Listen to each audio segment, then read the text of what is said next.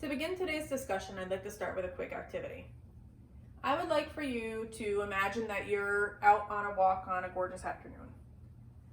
You're on the sidewalk, maybe you have your headphones in, you're listening to music, or you're listening to a podcast, or maybe you're taking a walk with your family and your kid sees a toy in a storefront window that they like.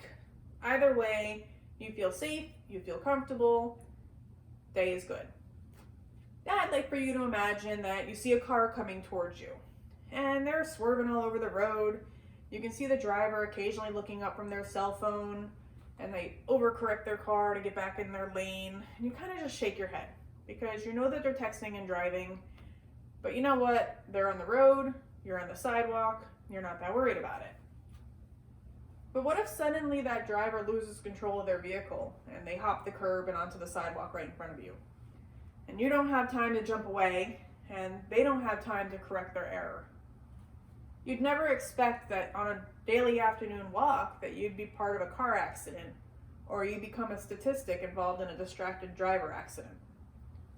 The fact of the matter is, distracted drivers kill or injure more pedestrians, skateboarders, bicyclists than we might expect. In fact, in 2018, the CDC estimated that about 1 in 5 of all fatalities that involved a distracted driver killed somebody that wasn't even in a vehicle. So I think we all know that texting and driving is dangerous, but what I want to talk about today is more of a broad topic of distracted driving and how important it is to just focus on the one task at hand, which is driving your car, the next time you get behind the wheel. So in our discussion today, we're going to talk about distracted driving, what it entails, and some common misconceptions and truths about distracted driving. We'll discuss where and who has the most distracted drivers, and then lastly, we're going to talk about why it's so dangerous. So the first thing, what does distracted driving entail? Well, the first myth is nowadays only texting and driving is dangerous. The fact is that anything you do in your vehicle that's not focused on the road is distracted driving. Some common things that people are doing that cause accidents are eating in their car, reaching in their back seat, talking to passengers, adjusting your radio, and then obviously things on your cell phone like scrolling through social media, making live videos, checking emails.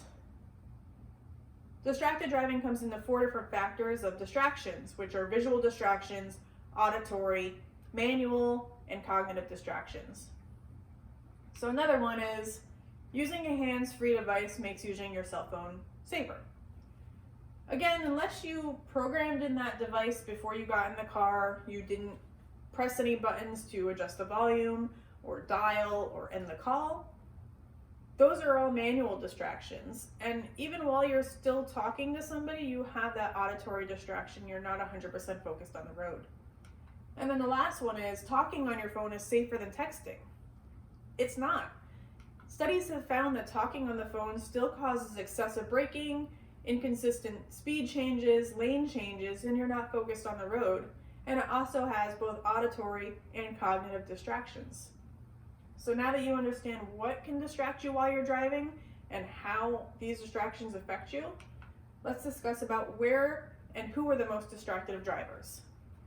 According to the Sun Sentinel, who did an app tracking device that detected inconsistent speed changes or excessive braking while users were on their cell phones, it was found that Florida has the second highest amount of distracted drivers in the country, second only to Louisiana, which I don't think we're really that surprised that we would have such a high statistic considering all the tourists that we have in our state.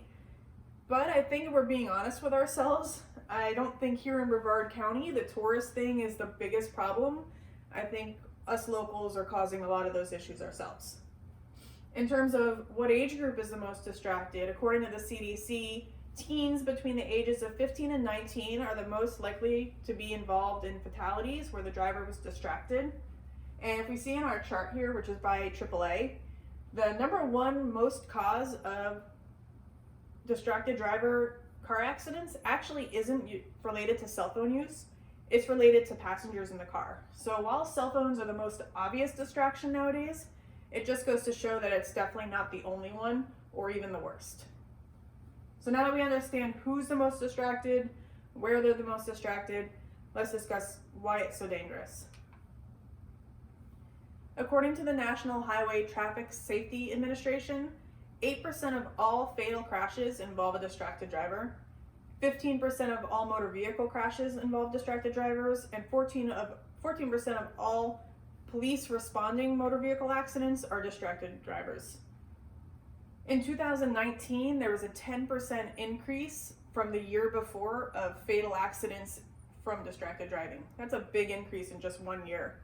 And I think we can all admit that with how much cell phones are taking over our lives, and even our cars are getting more features with bigger screens, and just general life having a lot of things going on, that these statistics are just going to go up unless we find some way to really cut down on all the distractions that we have while we're driving. And frankly, I don't want to hear about any of my classmates being involved in any of the 1 in 4 total accidents that are involved with distracted drivers. I don't want to hear about you guys getting hurt. So, to end our discussion, what I would ask of you is next time you get in your car, turn off your phone. Put it in the trunk if you have to. Program your GPS before you get in the car. Will you do that for me?